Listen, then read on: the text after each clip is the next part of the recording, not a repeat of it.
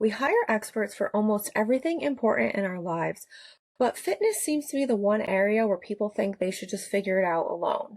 Today, we're unpacking why fitness gets treated differently.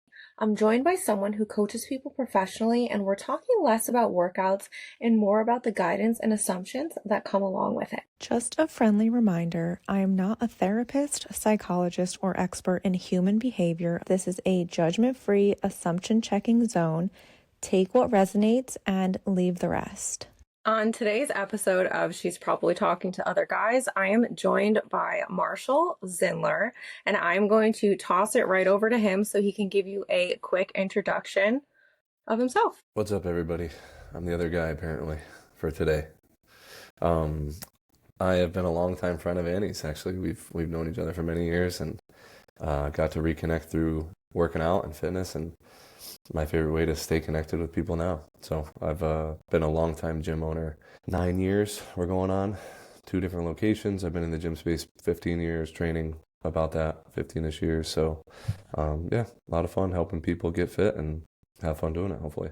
Do you feel like there's assumptions people have, like, before they work with you, like what they think you're actually going to focus on with them, and then they actually work with you and you're kind of shocked a bit at kind of how they thought the process was going to go? Maybe. I've been told that I tend to be a little aggressive.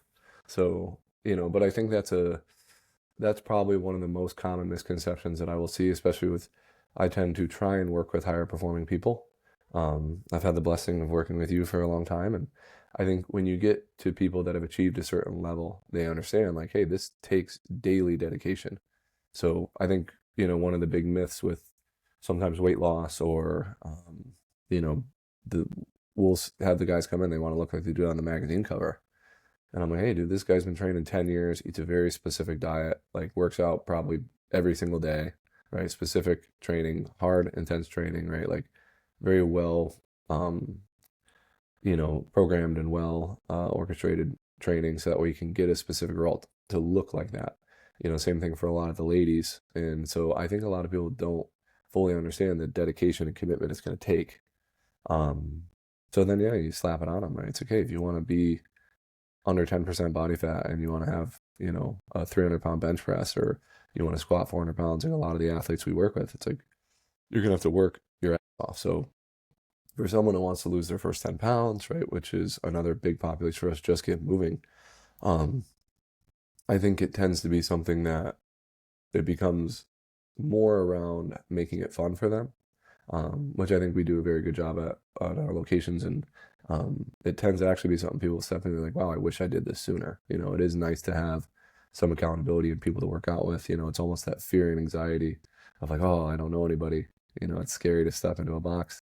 And then you do it and you're like, man, I wish I did it sooner. So um, I do think it's kind of two spectrums for me because we work with such a broad audience, and I've gotten to work with, your grandmother, right? We have a Legends program in the gym, so we have people that are 65 plus coming down and squatting and throwing on some kettlebells, and it's a really cool thing to see. But at the same time, then we have athletes that want to compete, at some of the highest levels athletically, and I worked with some college football players this summer, so they come in and they want to sling weights and train hard, and so. I think for us, we do a good job of listening to our clients. What is our goal? What's the expectation? And then delivering that, right? The key is what happens when you hit your goal, right? We have a lot of clients first days that come and they want to lose 10 pounds and maybe come 2, 3 days a week. But the body to me is meant to move daily. So if we can help them, take that goal and now, oh, I want to lose another 10 pounds and I want to come in 4 days a week. That's it. So it's the magic. It's the fun aspect to me to see people grow. And, I think that's the element that we kind of get people to meet where they're at and then push them to go where they didn't think was possible. So I think sometimes those assumptions of like, ooh, like this is it, is just the starting point, and then it just evolves over a career of working with an athlete. More about the big question of why we respect expertise and seek out expertise in other areas of life, but people don't necessarily do it when they think about fitness or the gym. So I would say, from my background in ballroom dancing, I've always been used to working with coaches. I feel like one thing that I've always loved about coaching no matter what aspect it's in, is that it helps me with decision making. So it's not necessarily me guessing what I should work on. It gives me a clear plan and a clear structure of what I should be doing. And it also, coaching I felt helps me to also see the end game of what I should be focused on. So that way it's more of a plan that I don't have to sit down and think about, well, am I doing this right? Or do I need to keep adjusting it? Because I have someone else who's a professional who's doing it for me. So if you want to learn how to golf, you tend to look for a golf pro. Dance, you look for a trained instructor. Physical therapy, a licensed professional. So why do you think that fitness became the one area where people think that they should coach themselves? Probably because they can. I'm a big believer that they do. I think that's something because like for me with golf, right? Like in a lot of those areas, I have tried, but it's like, hey, once you exceed those limits of your capacity, it's okay. Now it's time to find a coach. So some people maybe struggle with knowing those limits or seeing it, but I think I was lucky to have good coaches early on in my life. So you saw the value in coaching and somebody who's done the thing that you want to do, knowing and doing allows you to speed up that process. So, but I actually am a big believer that I think people have such a large self-coaching responsibility. They might not even realize that. We see that on the other side of the coin when they come into the gym and they think I'm going to show up at their house and slap the cookie out of their hand is what I've said, and empty out their cabinets and do things like that. Maybe I should. I can add that to my coaching service, but um, there's a lot of self-discipline and self-coaching that does happen. So to me, it starts that process. We look at it as like a fitness journey for a lot of our clients, and it's to me the sooner people start self-coaching, the faster they come to us because eventually they do hit a point where like, man, my shoulder's been bothering me on push-ups. Like I should go maybe talk to somebody about how my push-ups look or my form, if I'm doing these right or if I'm doing too many, or maybe like, hey, I'm struggling to lose weight, and I can't seem to be consistent with my diet. Maybe I should talk to someone about, right, how I can build a habit or routine um, around eating and, stick with it. So, yeah, I think self-coaching in fitness is probably one of the best aspects. It's probably not done enough, if anything, but um, What's a common assumption you see people make about fitness coaching before they ever work with a professional? before they work with a coach, this was one of those questions I actually think it's a good question. The challenge to me is maybe that it's not going to be as difficult as they think. It's hard because I worked with clients that when you kind of use a word like difficult, it's tough because it's subjective in that sense that we have clients that come to us and we try and make it less difficult for them. Um, but a lot of that again is by making the workouts harder. So it's like an oxymoron kind of thing, and it's almost paradoxical. But I think doing that with a coach and having someone over your shoulder saying like, hey, Annie, you could do another rep. You could push a little bit harder. You can dig a little bit deeper for a large population that works really well. And so there's that element. But um, I think it's actually not knowing maybe, right? It's not knowing the value of experience, right? It's not knowing some of those things. So I would say largely there's just an element of you don't know what you don't know. And I feel that still to this day in a lot of aspects, in fitness. So there's definitely always things to learn, try, or test out. And so always be learning. Lifelong Not learner. sure if I answered the question on that one, but That's good. You're good. Do you notice that discipline and structure from coaching helps people to be more successful in maybe a faster rate or maybe just more successful overall? yeah, absolutely. I mean, I think this is where for us and for me as a coach, it is clear on like, hey, what does my athlete want? Like, what is the goal of training? Right? Because a lot of times they'll come in, they won't have that. And so that's step one of coaching, right? Help them create a goal, help them create a vision and an end point. So, and then it's reverse engineer that. So, like with you, when we started working together, it was one of those really fun situations because I knew I had a very good athlete in a lot of ways, but I knew there was a lot of complementary things that we could build into your training that would assist you in your career. So, seeing your transformation and like how your body's even changed in terms of the muscle masses that you've added, right? The lean or toneness that you kind of became over the years of training. But that was only going to happen with some weight training, right? And lifting some weights. So dancing, as you know, is very challenging in a lot of ways, but by using your body weight, right, there's a certain response that your body's going to get. with using external load or putting excess stress on the body, right, you're going to get a different response. So for us, it's knowing what is the goal and when is it needed, right? So it was fun to play with that and kind of talk to you about, hey, I have these competitions coming up, in this season. And so it was very detailed and structured, which is great.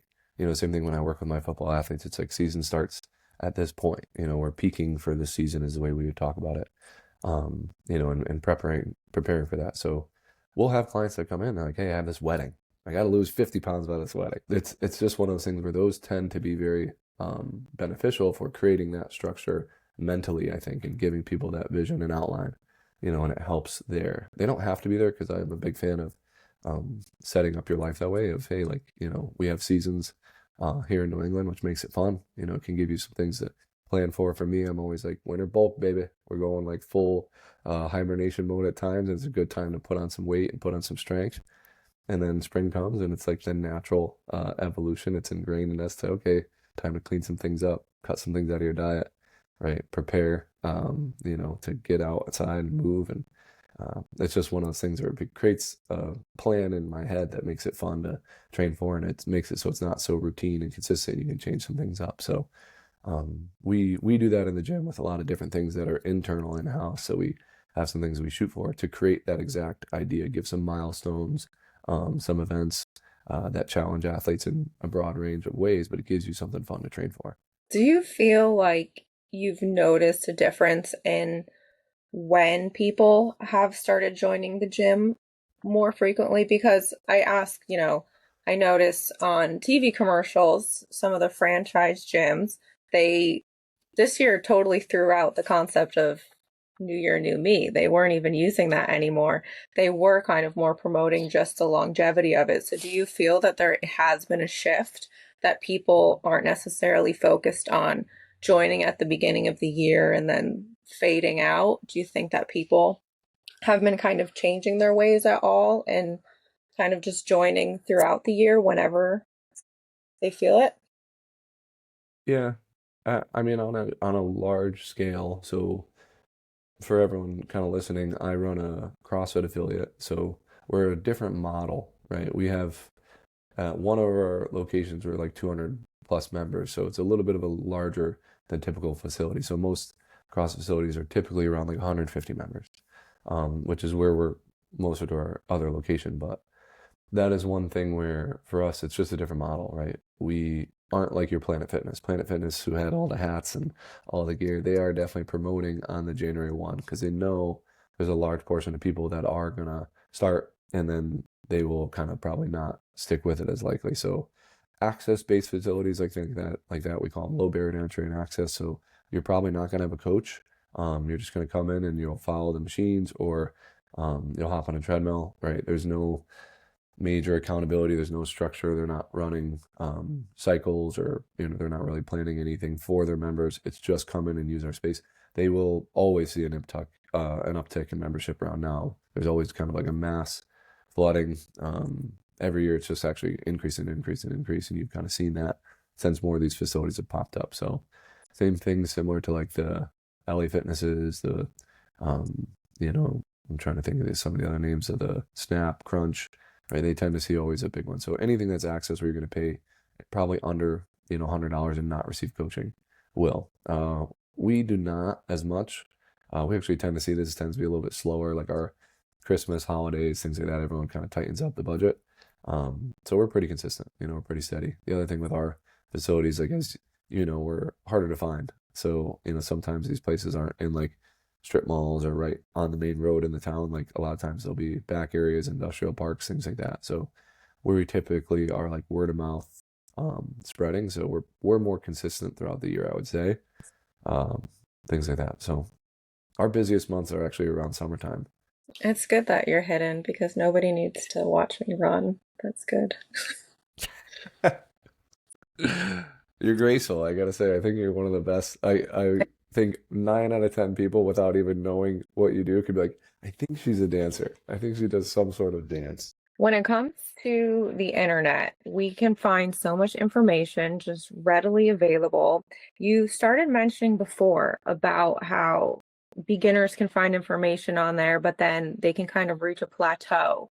and then they would typically either kind of continue on with whatever they found or make the decision to step it up a level. What do you feel like gives people, well, I don't want to use the word motivation yet because I know how you feel about motivation, and I have that for a separate portion a little bit later. But what do you feel like gives people that push to finally reach out and call somebody who knows more about working out than the internet?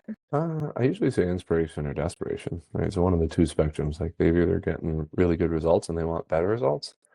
They're tired of burpees and push-ups and, home workouts. They're there, and they want to get into a gym, or they're not doing it, right? They went and spent money on a Peloton and it's just not fun, right? They're not enjoying it.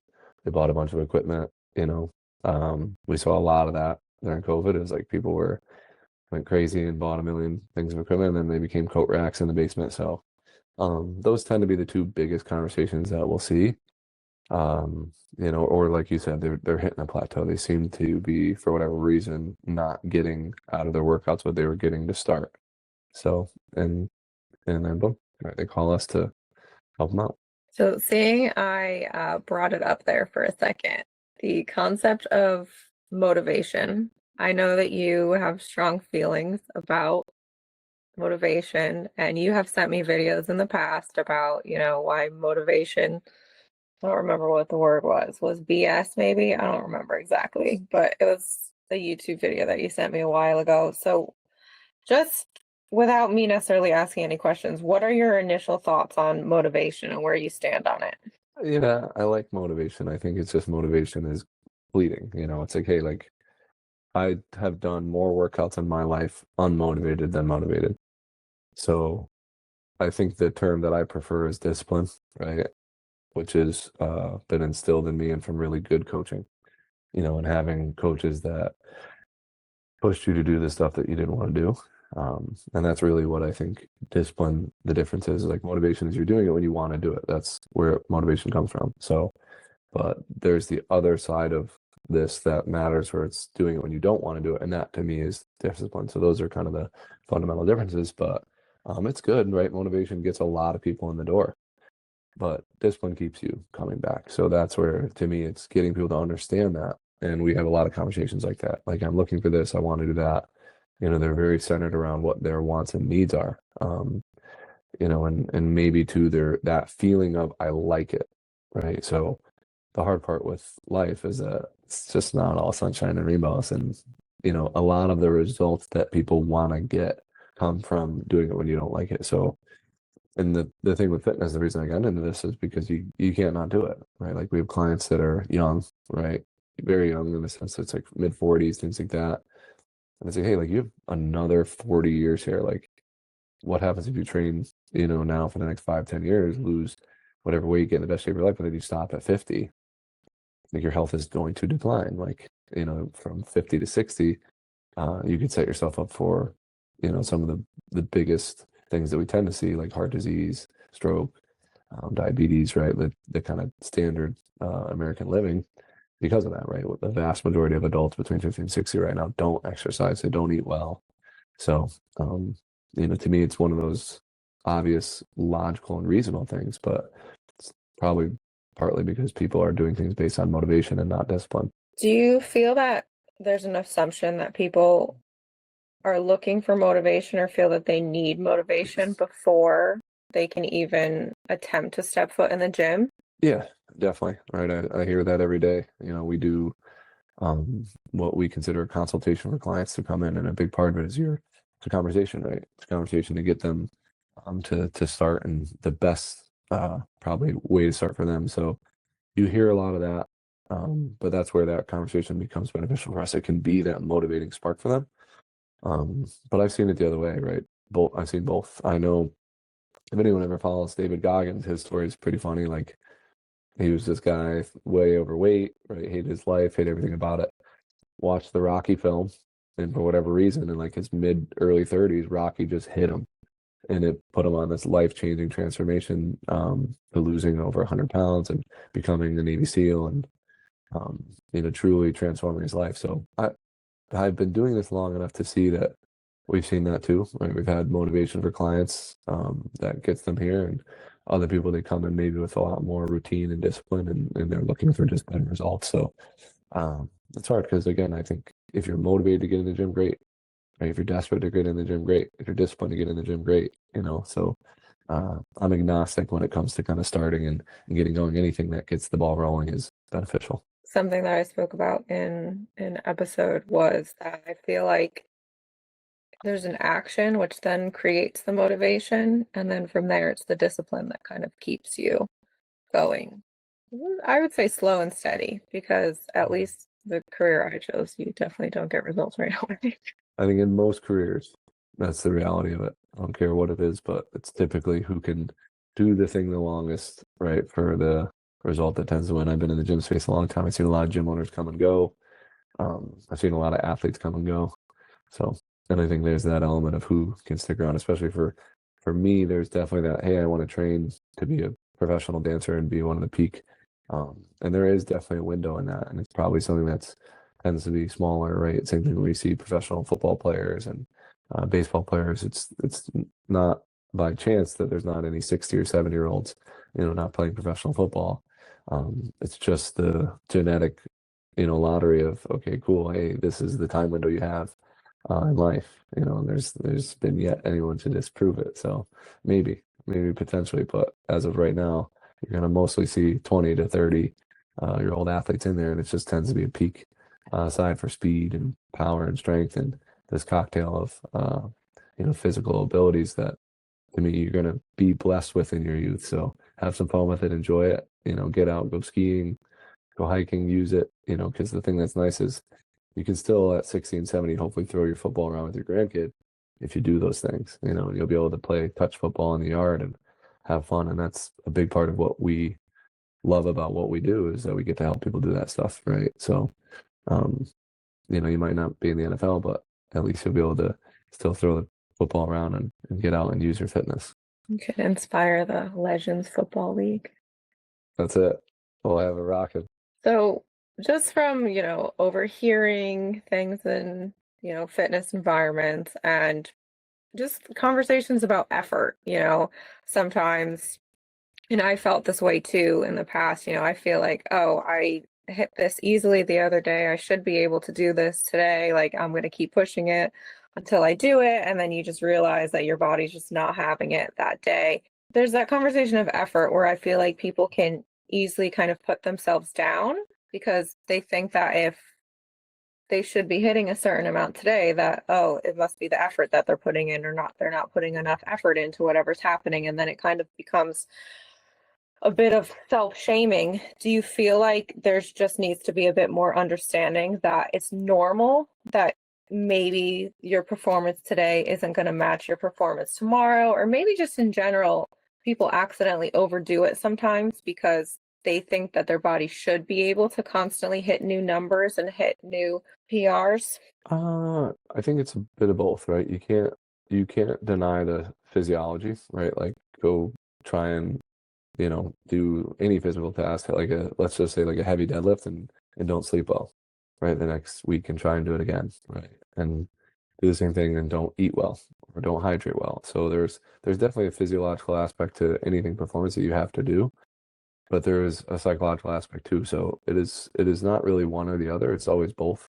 It kind of goes back to like the motivation discipline side. It's like, hey, you got to enjoy the thing. You got to be motivated to step in the gym some of the time, but then you got to go in the gym when you're not motivated too. So, in terms of the mindset side and physiological side, exactly, like, I think there's two sides to that coin, and they both matter. So it depends on the athlete, right? I've worked with clients that are very heavy on the psychological side, right? Typically in a negative way, right? Those people tend to be in their fields, and like you said, they'll almost feel guilty for not performing well, things like that. And then, you kind of have that conversation around like, where's that coming from? So, I'm not a therapist, right? So when we start talking about childhood trauma, I'm like, oh, Jesus. But it's real. I tell them like, hey, everyone's got a past, everyone has a boss, right? Everyone has coworkers, everyone has neighbors, everyone has family. everyone has a television and the news is on, and probably there's a lot of things that people are consuming to affect their mood and put them in a situation where you're like, oh man, something's going on today. Like you're not your normal self. You love deadlifts and doesn't seem like today's the day. And then it's like, oh, my boss and I got into it. So, um, it's one of the other fun parts about training with us is that we're people. We get to be people together, and so building that community and being able to say like, my boss is here's what happened helps, right? De-escalate that emotion and kind of help people walk through it and talk through it so that way now they can get focused. And you'll see that in sessions where people say that.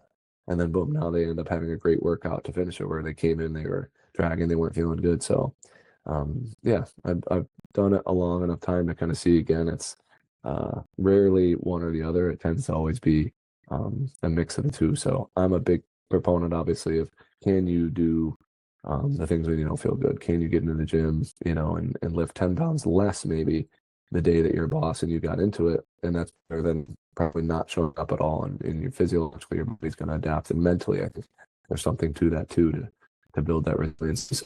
So, it tends to be that mindset that we talk about of shifting the athlete from, hey, worrying about the outcome, what's the weight on bar versus just doing the best you can that day and focusing more on that process and um, really driving your focus into, okay, like the steps that I'm taking. So I feel like whenever I was in a pissy mood, I always took it out on the row. I would start to think, okay, cool, let's get some things we can get in to take out all our frustrations for sure. But I thought you were very good at that. That was another thing where I find high performers do a good job of funneling their emotions into maybe a productive way or positive way we can say it. Because there were definitely sometimes like, whoa, what? Hey, what did you do today? How'd you deadlift this much weight? You're like, you don't want to know.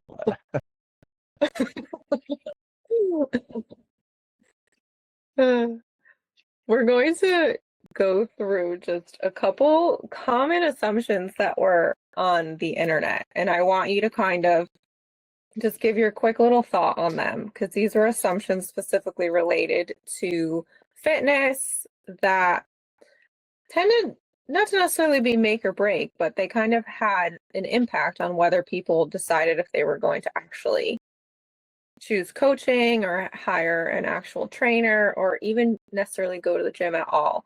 So there's a thought on the cost mindset versus the value mindset.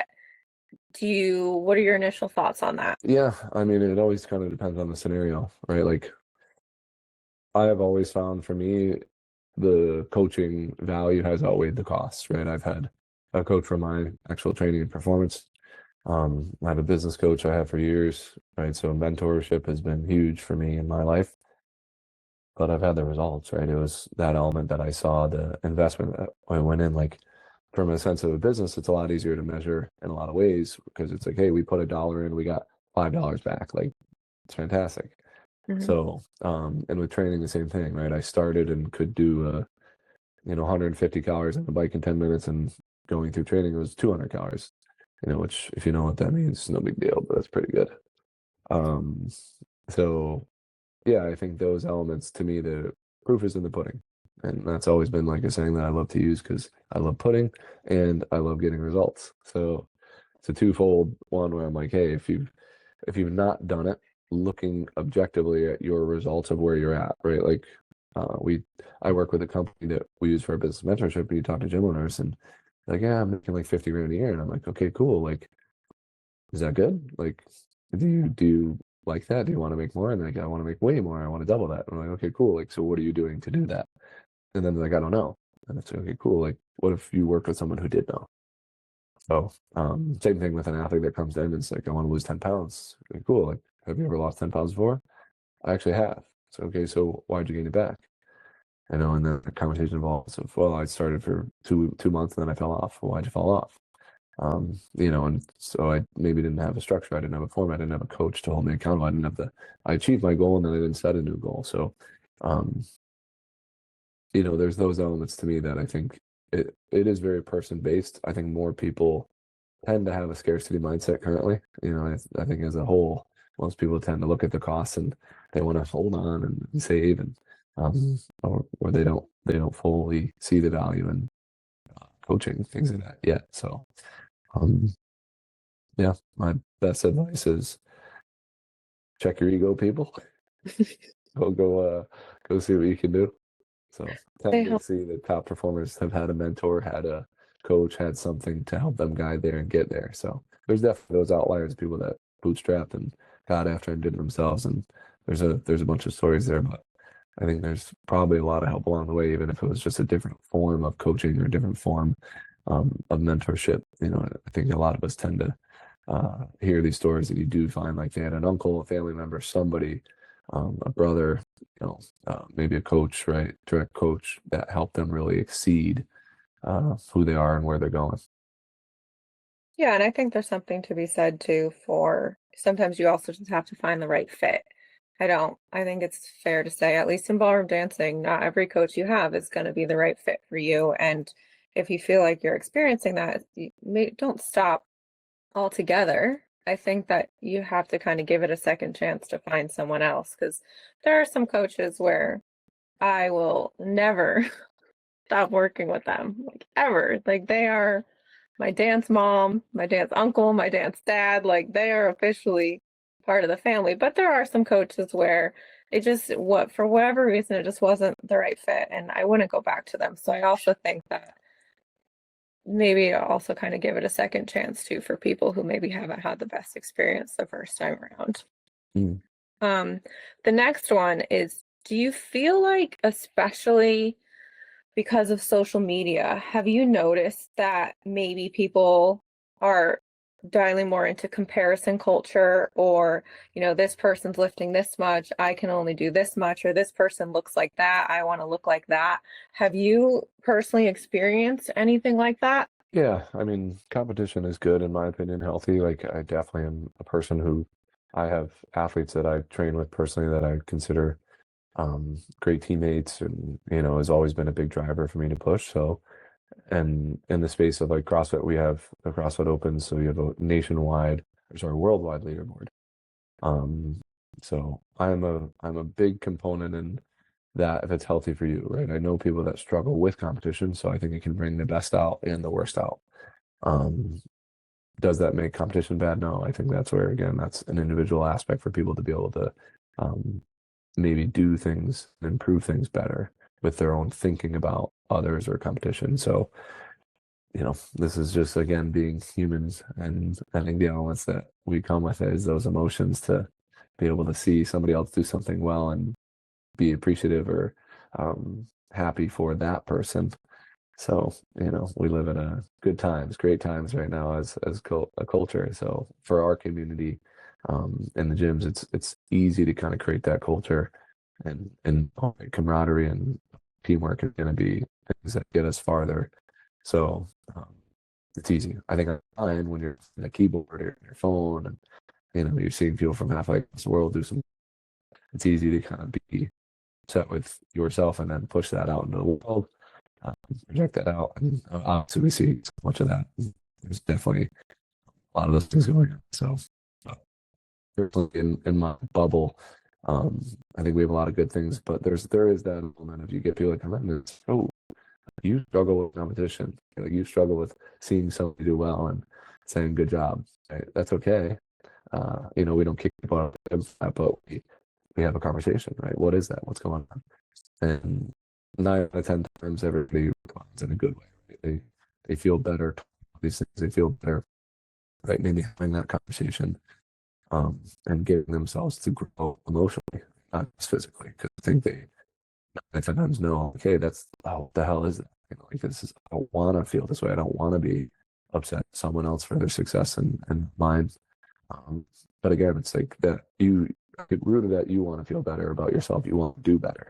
So focusing and getting them to focus on that really ends to help. And then you see that growth personally helps people grow emotionally. And so I've always been a big one of those things of, hey, like taking kind of extreme ownership and looking at yourself, um, is a good way to reverse engineer that healthy mindset and being more supportive. And you see those people that extend that olive branch after they themselves have looked inward and done the things that they're maybe jealous of or envious of at first. So When it comes to, and I mean, personally, I've always been someone where, I've been open to coaching, but not everyone is. When it comes to the mindset that people have that they kind of have this fear of being seen as a beginner, what advice would you give to people who feel that way and are almost embarrassed in a sense to kind of be the one who's the newbie or someone who's just starting in a room full of people who maybe have done it for a while? It's typically men,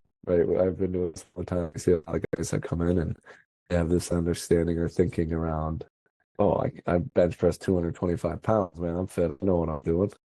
Um, where I think women that come in there, or at least in that initial conversation we'll have, they'll be much more on the side of like they're here to learn and be comfortable. Where a lot of guys will come in like, hey, I know what to do. I just want to be pushed. I want to be around other fit guys, and so it's a slight change in like how they're perceived of uh, their expertise and knowledge, right? Or at least their basic knowledge of training. Yeah, like everyone's gonna have to do something, like I said, they're a beginner. Um, and for what we do in our style of training, it's definitely a humbling thing. Right? I've been doing this a long time, and there's elements to it that I'm a beginner now. So that's the fun.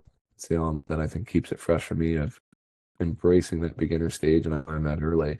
When you go through basic gymnastics, basic weightlifting, um, basic rowing, so you can get to fun advanced things with gymnastics. We can end up walking around on your hands, and I tend to be the funnest uncle when I'm at a wedding and I'm walking around my nephews on my hands. So, but it started with, some basic overhead pressing strength and working on hollow holds and, some really fundamental core pieces that you have to build. And then it just gets more and more progressive. You have to go through that beginner stage. But um, I love the Shia LaBeouf, just do it. Just do it video. I just send that to people and gets them usually not as motivated as I was hoping, but I try. Do you feel that there's an assumption people make about progress that tends to slow them down? Um, yeah, I mean, seen it, right, for sure. I definitely think there's a lot of people now, right, that are seeing again other people's results, but then they look back themselves and there's some people kind of start to doubt themselves, right? But okay, they have pizza on Friday nights and they drink 3 nights a week and they go to the gym maybe once or very consistently. And so I think it's just again, they don't know the expectation on what it actually takes for their body to adapt and get a result. Again, the person on the magazine cover, these people eat well daily. So, it's one of those things where you're going to get the results that you put in. I think our bodies are much more physiological in terms of um, we're like a light switch, right? If I go hit that light switch, the light's going on or off, right? And there's a reason. I can get an electrician to find out why. The body is much more exact than people realize when you boil it down. So, put in certain inputs, you're going to see certain outputs. Becomes something that for me, I've been doing this a very long time, very, very consistent with the results, with what we get. And so people build trust in that, but it's individual on that level of effort. So to me, um, are people actually going to do things with their diet that cause the result that they're looking for? Are they going to eat enough protein? Are they going to create a calorie deficit to lose weight? Um, and that's some more complex stuff. This is where it tends to be the element that you see people hit a wall with, where they'll lose 10 pounds, but they have a hard time losing the next 10 pounds, the next 10 pounds. And maybe they are having a hard time because they're fatigued and they're not eating enough protein. So again, it's very situational and individual, but for sure have seen that a lot uh, over the years. One more question on assumptions. So, and again, I feel like this goes much more towards someone's mindset, but why do you think people assume that reaching out for help in, I mean, any aspect, whether it's guidance and coaching or just asking people questions for help in general, why do you think that people think that means that they're behind or that they're failing to actually just ask for help or ask for guidance? Because a lot of times it's true, but again, that's okay, right? Like this is something to me that I'm like, hey, like you're not where you want to be. That's okay. Like you tried and you failed. Like that's okay. So I think there's just that element to me that people struggle with in the sense of like reality. Like, hey, here's where you are today. Like it's okay to be there, right? Like you haven't done the things to get you ahead yet. Like, and sometimes that's a tough pill to swallow, right? To be, um, where you are, but until you have that objective reality or that honest truth for yourself, you're going to stay there. So, that's a big part of the side for me that I always get into where, it's getting people to kind of accept those things and lean into those things to know, okay, well, here's how I get where I really want to go. So, yeah, that's largely individual. And, in the gym now, we've seen people lose some incredible, weight loss journeys. And it tends to be that conversation always where, the few people like that I can think of, a good buddy of mine and a good friend, Jim, Chris, one of our coaches, they all have these environments of family, that eat a lot of calories, eat a lot of food, they love watching football and drinking. And they have this kind of like family thing, and it's always been that like it's just our family, like it's the genes, it's the genetics. Until they really changed their way of thinking, which every single one of those persons did, and really busted out of that environment for themselves and got into a gym and started doing things really differently for themselves that they now really started influencing a change. And so those people all had some pretty awesome weight loss journeys and now are in the gym and still in the gym, all three of them, and working out hard and definitely getting some physical things built on just top of that weight loss journey. So really cool transformation to see them and be a part of that. Before we wrap, I just want to leave this here. A lot of what we talked about today isn't really about fitness alone. It's about how guidance, structure, and informed decision making show up across different areas of life. Next week, I'm going deeper into motivation versus discipline. It's a topic that sits right at the core of effective coaching. If you've ever felt stuck waiting for motivation or unsure of why discipline gets framed the way it does, this conversation will give you a different perspective. We're going to transition into something a little lighter, and we're going to do a little rapid fire so people can get to know you. I did not send these to you in advance. Love it. Give me the randomness. So you're just going to say whatever comes to your mind first. And Peanut butter. Breakfast. okay, ready? What's something small that instantly improves your day? Coffee. Ooh. What's your go-to way to reset when your energy feels off? Hot shower. Okay. Morning person or night person? Day 24-hour person. What's the song you never skip when it comes on? Anything by John Mayer. What's your current coffee order? Hot coffee with whole milk. What's one thing you're always excited to talk about? Fitness. Love training. Beach, mountains, or city? Beach. What's a habit that helps you to feel grounded? Taking off your shoes. Grounded is where you're walking around on the right. Yeah, or just Take like off your socks and shoes. or just like relax. I don't know if I can say that on this podcast. That's probably not good. Just kidding. Texting or calling? Calling. FaceTiming, actually. FaceTiming? Okay. Big FaceTimer. What's something you've been enjoying more lately that is new to you? I'm going to be going skiing soon, which I haven't done a lot of lately, which is a lot of fun. Reading, I would say that's very new to me, and I've been liking the books I got going. So those two things for sure. I'm in a new position. Took on a job, and that's also been fun to be with that team. So yeah, it's been cool. What helps you stay present during busy weeks? Being curious. I think for me, just being curious with who I'm talking to. What's one thing you make time for no matter what? Sleep. Sweet or salty? Both. Dogs or cats? Both. Spontaneous plans or planned in advance? I love spontaneous stuff. Comfort show or a new series? I'm a comfort guy. I'll watch The Office today if somebody put it available to me. If anyone's got a Peacock account I can borrow. And last one, are you more of an early dinner or late night snack? Both. Okay. Supper, and then you need dinner, and then you need your late night snack.